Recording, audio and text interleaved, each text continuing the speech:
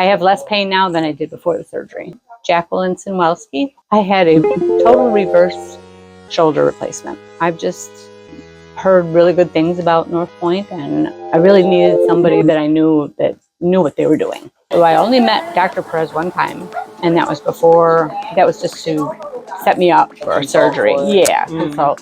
Oh, today is post-op, 10 days from my surgery.